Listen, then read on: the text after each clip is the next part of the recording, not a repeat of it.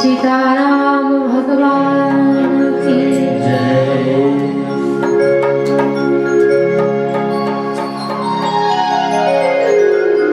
अकारण करुणा वरदाले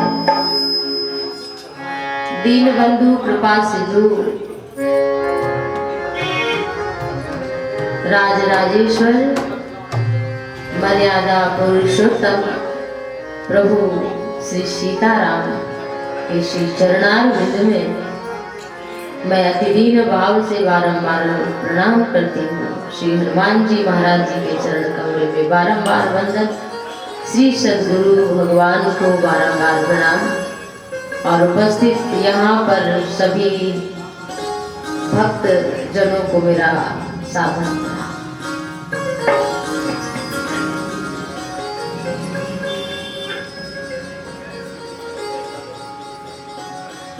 आज परम सौभाग्य हम सभी का जगा है कि एक बार फिर से आप सभी के दर्शन हो रहे हैं।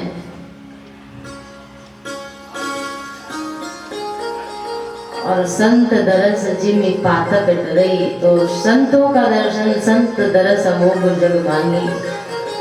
जो भगवत चरण कमल अनुरागी है वह हर व्यक्ति संत है। और हमारे प्रभु का तो यही कहना है कि गुण तुम्हार समुझे निज दोषा, जहि सब हाथ तुम्हार भरोसा।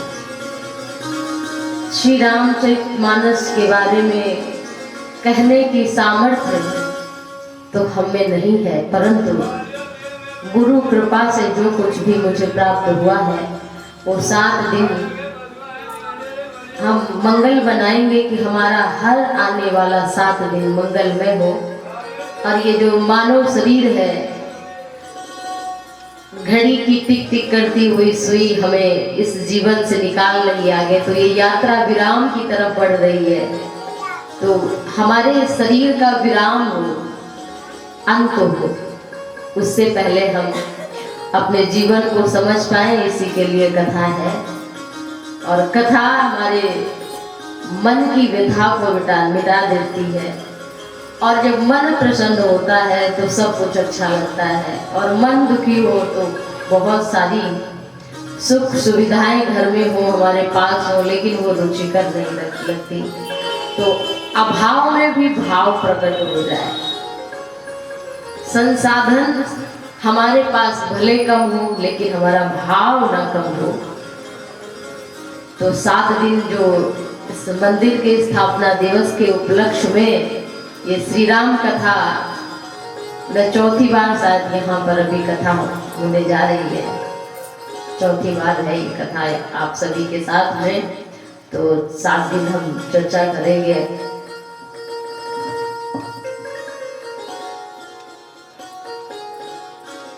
अति हरि कृपा जाहि पर हुई, पाँव देई एहि मार्ग से। अति हरि कृपा, कृपा तो भगवान की सब पर है। क्यों? क्योंकि भगवान करुणा निधान है, भगवान करुणा के सागर हैं। उनका स्वभाव है क्या? प्रभु का स्वभाव है कृपा करना। व्यक्ति को अभी वह ज्ञान, वो दिव्य दृष्टि देखने की प्राप्त नहीं हुई है ना, कि भगवान हमारे ऊपर कृपा करे हैं और है उनकी कृपा, ये अनुभव करना है। अगर संसार ही कृपा होता, संसार की वस्तुएं, संसार के संबंध ही कृपा होती, बहुत ध्यान से सुनना साहब, संसार की अगर वस्तुएं ही भगवान की कृपा होती तो मीरा कभी घर बार छोड़ करके गोविंद के चरण की अनुरागी न बनती, क्योंकि उन्होंने समझ लिया था कि कृपा तो कुछ और है। वैसे तो भगवान का उनका अंश है, एक पिता है तो उसकी 4 संतानें हैं, चारों अलग अलग स्वभाव की हैं कि नहीं, 4 बेटे हैं, 4 बेटियां हैं, लेकिन सबका स्वभाव भिन्न भिन्न होता है कि नहीं। लेकिन बाप फिर भी एक ज्यादा अच्छा है, एक थोड़ा सा कठोर है, लेकिन फिर भी उसका प्रेम रहता है। तो जब एक साधारण पिता ऐसी भावना रख सकता है तो परम पिता है साहब, तो परम पिता है। तो प्रभु के चरण कमल में हम बारंबार प्रणाम करते हैं। और यही मह रघुपति राम उदारा, श्री रामचरितमानस का ही नहीं, संपूर्ण वेदों का, संपूर्ण उपनिषदों का जो सार है वो भगवान का नाम है। तो मैं 1 मिनट जरूर अपने, आइए हम सभी पावन कर ले अपने वाणी को प्रभु के नाम के साथ में, क्योंकि हमारी सामर्थ्य तो है नहीं कथा करने की, लेकिन प्रभु के चरण कमल में कुछ भीख मांगना है कि प्रभु आपका नाम गा रहे हैं तो आप ही कुछ सामर्थ्य और शक्ति मुझे दो। तो 2 मिनट श्रद्धा भक्ति भाव से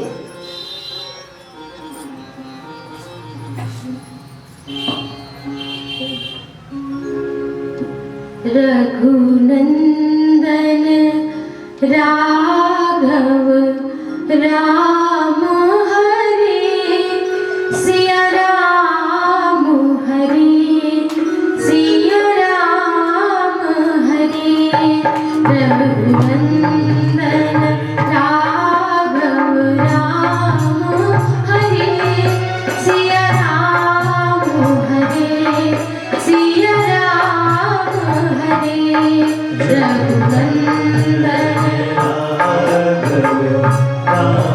हरे, सिया राम हरे, सिया राम हरे। रघुनंदन राघव राम हरे, सिया राम हरे, सिया राम हरे। रघुनंदन राघव राम हरे, सिया राम हरे, सिया राम हरे। रघुनंदन राघव राम हरे, रघुनंदन राघव राम हरे, रघुनंदन राघव राम हरे। रघुनंदन राघव राम हरे,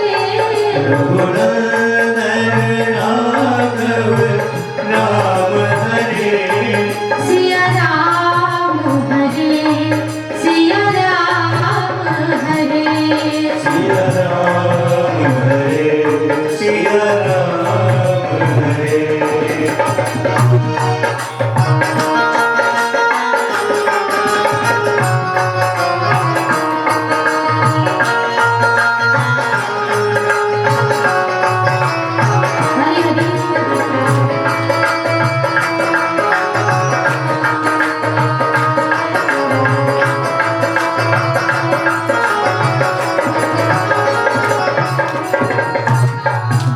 रघुनंदन राघव राम हरे, रघुनंदन राघव राम हरे, रघुनंदन राघव राम हरे।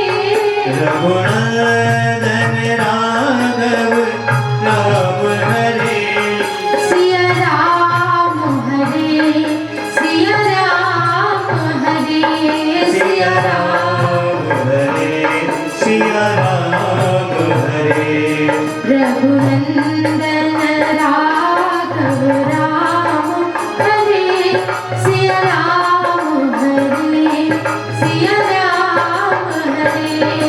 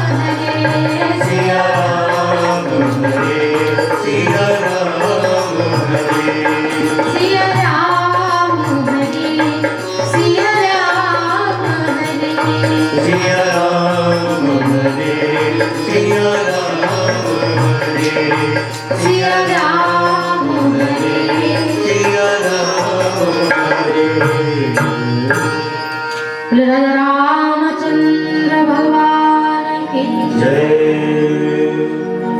हनुमान जी महाराज की तो आइए वन कर्म वाणी को पवित्र करते हुए अब कथा में प्रवेश करें। श्री रामचरितमानस। गोस्वामी तुलसीदास जी ने बाबा भोलेनाथ की कृपा से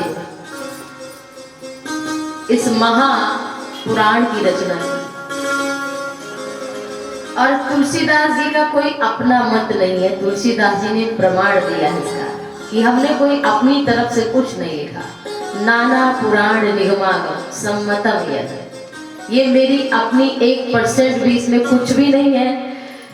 आप वेद पढ़ेंगे अलग, उपनिषद पढ़ेंगे तो बार बार अलग अलग पढ़ना पड़ेगा। लेकिन हमने 4-6 ग्रंथों का अध्ययन किया तो मैं थोड़ा अपना अनुभव बता रही हूँ कि गोस्वामी जी ने उसको चौपाई में लिख दिया है। शिव पुराण पढ़ा, उसमें से बहुत सारे श्लोक ऐसे जो चौपाई में लिखे हैं। श्रीमद् भागवत आप पढ़ेंगे तो आपको बहुत सारे श्लोक पूरा अनुवाद चौपाई का मिलेगा।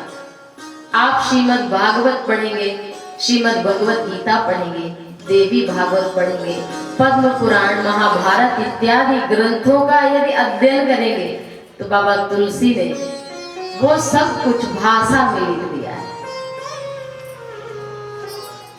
मैं निवेदन करूं, बहुत लोग कहते हैं कि रामचरितमानस ये तो देववाणी नहीं है। कुछ लोगों का कथन होता है वो रामचरितमानस को बहुत छोटा मानते हैं। लेकिन किसी ने कहा कि भाई रामचरितमानस देववाणी मतलब संस्कृत में तो नहीं है। लेकिन सचमुच ये देववाणी नहीं है, ये तो महादेव वाणी है। ये महादेव रचि महेश निज मानस राखा और पाई सुसमो शिवासन राखा। तो जो देववाणी नहीं है, देववाणी तो और सारे ग्रंथ हैं संस्कृत में, लेकिन तुलसीदास जी ने लिखा है जो वो महादेव वाणी है। रचि महेश निज मानस राखा और पाई सुसमव शिवासन राखा। ताते रामचरितमानस वर धरे नाम ही हे रे हरस हर। तो ये रामचरितमानस जो है ये देववाणी नहीं है, भोलेनाथ की वाणी है, महादेव की वाणी है।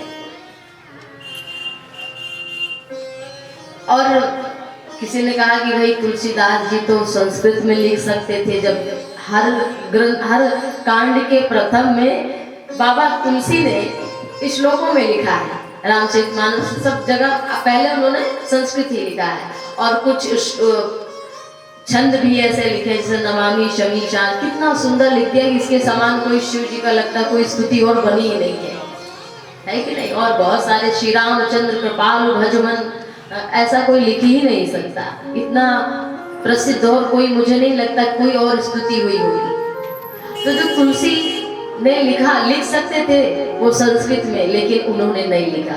भाषा बद्ध करबि मैं सोई, अमोरे मन प्रतीति जिनि होई। भाषा बद्ध किया। भाषा मतलब कि और कोई ग्रंथ आप पढ़ेंगे या उसका पारायण करेंगे तो बड़ी विधि विधान है, और अगर उसमें त्रुटि हो जाए तो उल्टा फल उसका और भोगना पड़ेगा। लेकिन रामचरितमानस बाबा तुलसी ने ऐसा लिखा है कि भीति लिख दा। भीति का अर्थ है दीवार, चाहत भीति पर बारी, बारी पर भीति उठाना, मतलब जल पर दीवार खड़ी करना। माता पार्वती के संदर्भ में ये बात आती है, तपस्या कर रही होती है। तो ऐसे ऐसे शब्दों का उन्होंने तुलसी बाबा ने प्रयोग किया है कि इसका मतलब कि एक गंवारू भाषा में लिखा। लेकिन तुलसीदास जी से जब किसी ने कहा कि आपको भाई संस्कृत में लिखना चाहिए था, क्यों लिखा, तो उन्होंने कहा कि भाषा में मैंने इसलिए लिखा। इसका उत्तर तुलसीदास जी ने दोहावली में दिया है। दोहावली में का भाषा का संस्कृत और प्रेम चाहिए साच, और काम जो आवे कामरी, तो का करिय कुमार। का भाषा का संस्कृत, प्रेम चाहिए साच। अगर प्रभु के प्रति प्रेम नहीं है हमारा, तो हम चाहे जिस भाषा में स्तुति करें उसका फल नहीं है। वो एक बोलना मात्र व्यर्थ, जैसे कि भूसी को कूटना। बस मेहनत है आपकी कि घंटा भर आप उच्चारण करेंगे, लेकिन उसका फल कुछ होगा ही नहीं। लेकिन अगर आपका प्रेम भगवान के, प्रभु के प्रति है, आप उनको अपना मानते हैं, तो आप चाहे किसी भी भाषा, बस इतना ही कह दो कि हे प्रभु, बस ऐसी वाणी में आपको कोई चौपाई नहीं गाना, कोई श्लोक नहीं बोलना, कुछ भी आपको नहीं आता, बस उनके शरणागत हो जाओ और कह दो प्रभु मैं केवल आपका हूँ, आप मेरे हैं। इतना कह भर दो हृदय से तो भगवान तो रीझ जाते हैं। इसलिए तुलसीदास जी ने कहा कि जब कंबल से काम चल सकता है तो बड़ी अच्छी कामरी क्या करेंगे। देखने में बड़ी सुंदर हो लेकिन इतनी ठंडी है, बहुत सुंदर कोई कंबल दे दे लेकिन वो पतला हो तो क्या करेंगे उसका। आदमी कहेगा भैया भले देखने में सुंदर नहीं, हमें वही मोटा वाला दो जिससे हमारी ठंडी जाए, है कि नहीं। तो तुलसीदास बाबा यही कहते हैं भैया हमें ज्यादा श्लोक वो गाने की जरूरत नहीं, हमें तो बस प्रभु को अपना मान लेना है। और भाषा हर गंवार भाषा में कि कोई पढ़े थोड़ी त्रुटि हो जाए तो उसका विषम फल ना मिले। और रामचरितमानस को कहने और गाने वाला क्या पाता है, क्योंकि कलयुग का जीव है, बिना लोभ के कोई काम करता नहीं। अगर कोई फायदा नहीं दिखेगा तो हम सब जीव ऐसे हैं कि शायद कोई धर्म का काम करे। तो तुलसीदास जी ने कहा है मन कामना सीधी नर पावा, जो यह कथा कपट तजी गावा।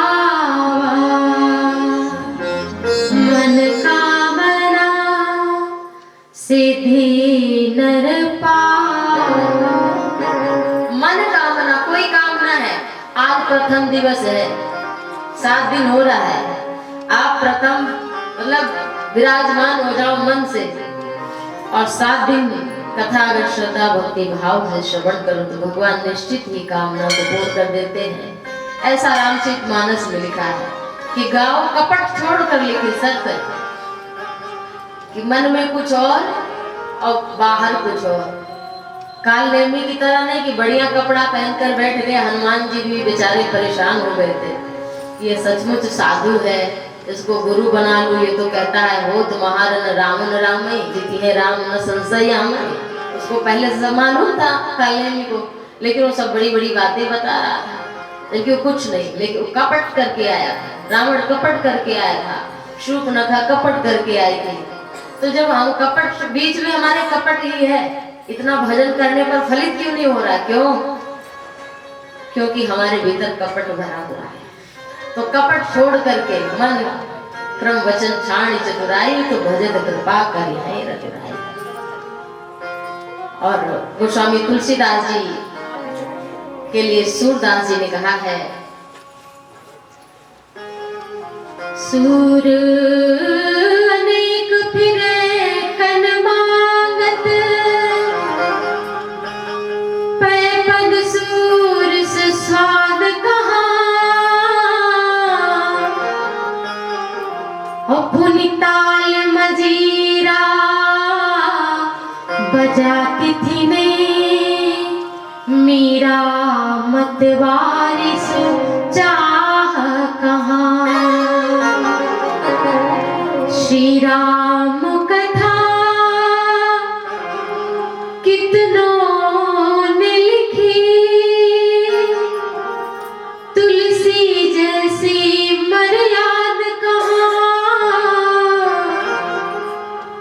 और प्रहलाद बसे प्रति खंभन में, पर काढ़न को प्रहलाद कहाँ। तो भगवान तो कण कण में व्याप्त हैं, लेकिन नृसिंह को प्रकट करने के लिए प्रहलाद जैसी भक्ति तो चाहिए, दृढ़ विश्वास तो चाहिए। और हम लोग बहुत गाते बजाते हैं, लेकिन मीरा जैसा भाव नहीं हो पाता। तो हम ये नहीं कहते क्योंकि कोई पूर्ण नहीं बन सकता। क्यों? क्योंकि मीरा जैसा चरित्र हम तभी तो गाते हैं। क्यों? क्योंकि मीरा का जो भाव था उस पर हम केवल चल सकते हैं, बस वो हम कर नहीं सकते, हम कोशिश कर सकते हैं। अच्छा, आप लोग ये एक बात बताइए हमको, वो लोग का स्वभाव होता है कि अवगुण दूसरे में ढूंढना, अक्सर स्वभाव होता है। अरे क्या सुनाया, देखो वो चौपाई बोल दे, अरे ऐसा सुना दिया, अरे कुछ अच्छा नहीं लगा। लेकिन आप जरा सोचो, स्कूल में अगर किसी को 100 में से 75 नंबर मिले तो वो पास होगा कि फेल होगा? पास होगा। तो अगर 75 किसी में गुण है, 25 और गुण है, तो उसको पास मानो ना, काहे फेल मानते? पास मानो उसको कि स्कूल में पास हो गया, उसने एग्जाम दिया, तो स्वभाव ऐसे ही बनाना चाहिए। 75 तो इस लोक में ऐसी दशा है, तो भगवान इसीलिए करुणा के सागर हैं। वो जन अवगुण प्रभु मान न काऊ, दीन बंधु अति मृदुल स्वभाव। तो वही 75 नंबर अगर किसी के आ जाते हैं तो फर्स्ट डिवीजन वो पास हो जाता है। तो 75 देखो, बाकी 25 जाने दो, 25 अपने में देखो कमी क्या है। और शायद अपने में अगर हम अवगुण ढूंढने लगे तो दूसरे में क्या है ये अवसर ही नहीं मिलेगा, अगर अपने अवगुणों को कोई देखने लगे। और एक बात निवेदन आप सभी की, जितनी है वो सब रामायण है। वाल्मीकि रामायण आदि कवि हुए, तो रामायण की अगर हम चर्चा करें तो रामायण 7 कोटि अपारा, 100 करोड़। पहले तो गोस्वामी जी ने कहा 100 करोड़ है, फिर कहते हैं नहीं नहीं इतने ही नहीं, अपार है, अब हम गिन नहीं पाते। जहां तक गिन पाए तुलसी बाबा वहां तक बोले 100 करोड़, लेकिन फिर बोले नहीं इतना नहीं, अपार है। तो भगवान अध्यात्म रामायण है, कम्ब रामायण है, आनंद रामायण है, सभी भाषाओं में, तेलुगु में, कन्नड़ में, सब भाषाओं में रामायण लिखी हुई है। लेकिन रामायण का अर्थ क्या है? राम अयन माने मंदिर, घर, भगवान का घर। तो अगर हम भगवान के द्वार पर आते हैं, भगवान के घर मंदिर में आते हैं, तो नहा के आते हैं कि नहीं आते? पहले नहा के आते हैं। लेकिन ये रामायण नहीं है, रामचरितमानस है, सरोवर है। और जब हम तालाब में जाते हैं तो क्या करने के लिए जाते हैं? नहाने के लिए। तो रामचरितमानस ये व्यक्त करती है कि अभी हम प्रभु के घर में जाने योग्य नहीं है। पहले तो हम रामचरित सर बिनु अनवाए, सो समझाए न कोटि उपाय। तो रामचरितमानस जो है ये सरोवर है, और सरोवर में हमारा मन जब तक डुबकी नहीं लगाएगा तब तक हमारा मन निर्मल नहीं होगा, और जब तक मन निर्मल नहीं होगा तब तक भगवान के चरण तक हम उनके दर्शन कैसे कर सकते हैं। इसलिए गोस्वामी जी ने कहा ये रामायण नहीं है, ये रामचरितमानस है, सरोवर है। ये हिमा सुभग सप्त सोपाना, रघुपति भगत केर पंथाना। भक्ति रूपी सीढ़ियां हैं इसमें, एक सरोवर है और उसमें 7 कांड, यही सीढ़ी है। जब हम लोग तालाब में जाते हैं या नदी में आप लोग स्नान करने तीर्थों में जाते होंगे तो वहां सीढ़ियों से उतर कर जाना पड़ता है घाट तक। तो रामचरितमानस रूपी जो सरोवर तालाब है उसमें 7 कांड रूपी सीढ़ियां हैं, और जब इन 7 सीढ़ियों से हम उतर करके पहुंचते हैं तो आखिरी सीढ़ी उत्तर कांड है। तो जीवन के जितने प्रश्न हैं उन सभी प्रश्नों का उत्तर है श्री रामचरितमानस। तो रामचरितमानस की कितनी महिमा का गान किया जाए। बहुत ही गोस्वामी तुलसीदास जी कहते हैं कि ये ऐसा ग्रंथ है जहां सरस्वती स्वयं आकर के सुमिरत सारद आवत धाई। कोई कवि स्मरण करे तो कि मैं रामचरित्र कहना चाहता हूँ, मेरा मन है कि मैं कुछ गाऊं, तो सरस्वती का स्मरण कर ले तो दौड़ती आती है वो। अगर कोई गाने वाला व्यक्ति राम कथा को सुमिरन मात्र कर ले कि हे माँ सरस्वती आपकी कृपा चाहिए, तो दौड़ कर आती है, इसलिए कि रामचरित सर बिनु अनुवाए, वो भी नहाना चाहती है। किस लिए दौड़ के आती है? क्योंकि सरस्वती को भी लोभ है। कौन सा लोभ है? कि रामचरित रूपी सरोवर में मैं अपने मन को नहला लूं तो मैं, मेरा श्रम जो है, मेरी थकान जो है वो मिट जाए, और जन्म जन्मांतर की थकान को मिटाती है श्री रामचरितमानस। पायो परम विश्राम राम समान प्रभु नाही कह। विश्राम सबको चाहिए, हर आदमी थका है और ये शरीर भी थक गया बोझ ढोते ढोते। एक समय ऐसा आता है कि वृद्धावस्था इतनी बढ़ जाती है अगर हम जीवित हैं कि एक आदमी को उठाना पड़ेगा, बैठाना पड़ेगा, नहलाना पड़ेगा, इतना थक जाता है। तो जन्म जन्मांतर की जो थकान है, मरना तो साफ पड़ेगा, इससे कोई बच नहीं सकता। रोग तो आएगा, इससे कोई बच नहीं सकता।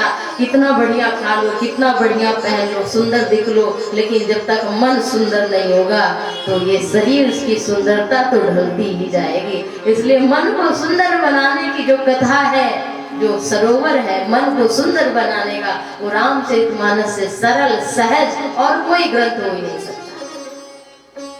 तो तुलसीदास जी की महिमा का क्या गान किया जाए।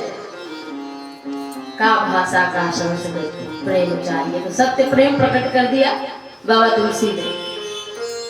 मुझे राजा रामचंद्र भगवान की जय, तुलसीदास जी महाराज की जय। आइए बहुत समय ना लेते हुए प्रथम श्लोक का गान कर लेते हैं, क्योंकि रामचरितमानस अथाह है, अपार है। और जितना अभी मैंने सोचा कि देखो रामचरितमानस या ग्रंथ जो भी भगवान की चर्चा है उसका कोई पार तो पा नहीं सकता। तुम ही आदि खग मसक प्रजंता, और नभ उड़ा ही नहीं पावही अंता। देखो मच्छर से लेके गरुड़ तक आकाशगामी है, उड़ते हैं, लेकिन मच्छर जहां तक उड़ सकता है वहां तक उड़ेगा, गरुड़ जहां तक उड़ सकता है उसकी पहुंच वहां तक है तो वहां तक उड़ेगा। तो ऐसे वक्ताओं का भी है, जिसकी समझ जहां तक पहुंचती वहां तक कहता है, लेकिन कह नहीं पाता पूरा, जहां तक उसकी बुद्धि, क्योंकि राम तर्क बुद्धि मन बानी, मत हमार असनु से आने। तो पहला श्लोक है वर्णानामर्थ संघानाम रसानाम छंदसामपि मंगलानाम च कर्तारौ वंदे वाणी विनायकौ। गोस्वामी तुलसीदास जी ने सबसे पहले किसको प्रणाम किया? जो मंगल को करने वाले हैं बंदे बाड़ी, जबकि प्रथम पूज्य कौन है? गणेश जी। लेकिन यहाँ तुलसीदास जी ने इसका क्रम ही बदल दिया। बंदे बाड़ी, विनायको बाड़ी आओ कुछ और कर सकते, लेकिन क्या लिखा? बंदे बाड़ी विनायको। इसका क्या मतलब? मतलब यह है कि भैया सबसे पहले बुद्धि चाहिए। अगर बुद्धि नहीं होगी हमारे भीतर, हमारा मन निर्मल नहीं होगा, हमें ज्ञान नहीं होगा, तो हम गणेश जी को कैसे प्रणाम करेंगे? तो पहले तो हमें विवेक चाहिए ना, बुद्धि चाहिए हमको। तो इसलिए पहले सरस्वती कृपा करेंगी तभी समझ भी आएगा कि गणेश जी प्रथम पूज्य। इसलिए वंदे वाणी, सबसे पहले वाणी की वंदना की।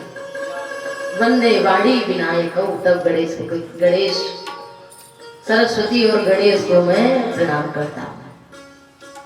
हम सब भी अपने मन से प्रणाम कर लें। और राम कथा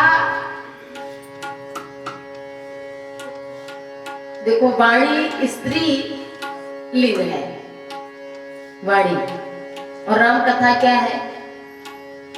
पुल्लिंग है कि स्त्रीलिंग? स्त्रीलिंग है। कोई ये नहीं कहता राम कथा हो रहा है, कोई नहीं कहता, सब यही कहते हैं राम कथा हो रही है।